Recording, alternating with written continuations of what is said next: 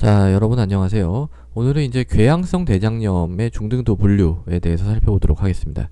자, 이 궤양성 대장염이라는 거는요, 이제 대장 쪽에 이제 문제가 생기는 염증 질환입니다. 근데 이 염증 질환이 굉장히 치료하기가 까다로워요. 만성 질환입니다. 그래서 한 방에 확 치료가 되는 게 아니고요. 만성 질환입니다. 이게 이제 염증성 장질환의 일종인데요. 두 가지가 있어요. 궤양성 대장염하고 크론이 있습니다. 근데 그 중에 이제 궤양성 대장염 같은 경우에는 이 조금 더 항문에서 가까운 쪽, 그러니까 직장, 이쪽에서 조금 더 잘 생기고요. 주로 이제 이 장 표면에 뭔가 이제 염증이 생기면서, 거기가 이제 문제가 생기는, 피도 나고 그래요. 그런 이제 질환입니다. 그래서 지금 최근 들어가지고 이게 원래 굉장히 드문 질환이었다가 최근 들어서 점점 늘어나고 있어요.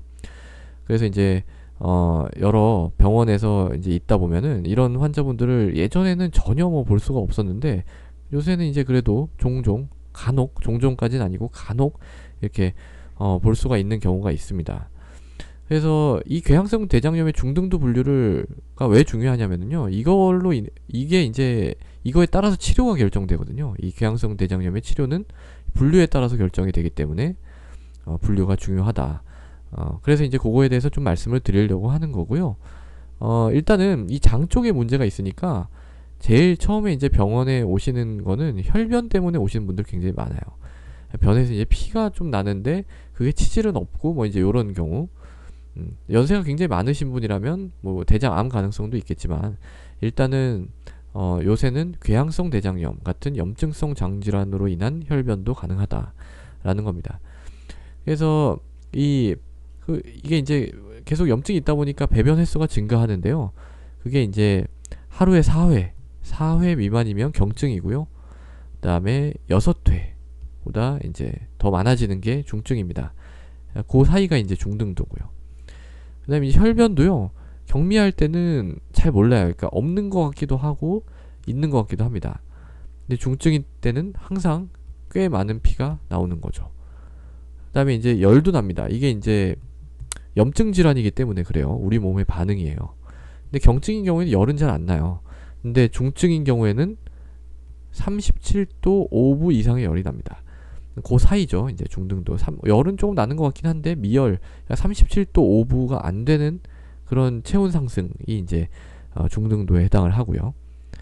그러니까 빈맥 같은 경우에는 이제 심장이 빨리 뛰는 거예요. 심장이 이제 빨리 뛰는 건데 그것도 몸 안에 뭔가 이제 불편하고 염증이 있고 이러면 이제 나타나는 소견입니다. 근데 경증에서는 이런 빈맥도 없어요. 그렇지만 중증에서는 1분에 90회 이상 나옵니다. 90회.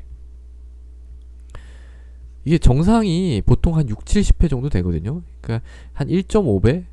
그 정도 이제 더 많이 심장이 뛴다. 굉장히 불편합니다. 1분에 90회 이상 이제 뛴다는 거는 조금 빨리 걷거나 이런 상태가 이제 계속 안정시에도 계속되는, 불편하겠죠. 그 다음에 이제 빈혈이 이제 만성질환의 증거인데요. 이 빈혈은 경증에서는 없는데 중증에서는 이 헤모글로빈 수치가 정상의 75%입니다. 75%.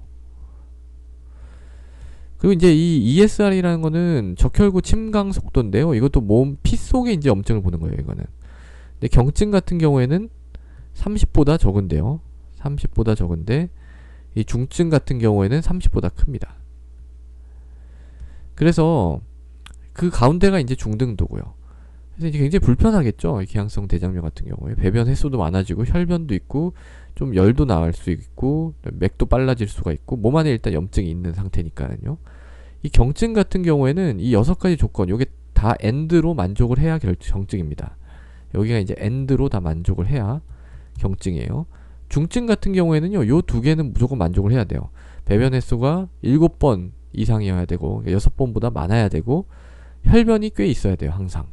그 다음에 이제 요런 것들이 있을 수도 있고 없을 수도 있습니다. 그 사이에 해당하는 건 모두 중등도입니다. 요 사이에 해당하는 거는요. 그래서 요걸 알아야지 우리가 이제 이 궤양성 대장염 같은 거를 적절하게 치료를 할 수가 있습니다. 그래서 환자분들 같은 경우에도 이런 정보를 적절하게 제공을 해주셔야 이제 적절하게 분류를 할 수가 있고 그거에 따라서 이제 맞는 치료가 들어갈 수가 있습니다. 그래서 오늘은 이제 궤양성 대장염의 중등도 분류에 대해서 살펴봤습니다. 근데 사실 이 분류만 있는 건 아니고요. 조금 더 복잡한 게 있어요. 이제 메이오 스코어라고. 이거는 근데 내시경 소견이 들어갑니다. 내시경에서 이제 어떻게 보이느냐. 그다음에 이제 약간은 의사가 이제 환자를 봤을 때 좀 얼마나 안 좋아 보이는가. 약간 의사의 그런 주관 같은 것도 조금 들어갑니다. 그래서 요새는 이제 이 메이오 스코어를 더 많이 사용하는 것 같아요. 그렇지만 얘는 사실은 1955년도에 개발, 굉장히 오래된 거거든요. 그렇지만 이제 요게 이제 전통적으로 굉장히 잘 반영을 하기 때문에 아직까지도 이제 이 트루러브 위치 스코어를 많이 쓰고 있는 그런 상태입니다. 그래서 오늘은 이제 궤양성 대장염의 중등도 분류 중에서 이제 예전에 나왔지만 아직은 유용한 트루러브 위치 스코어에 대해서 살펴봤습니다. 감사합니다.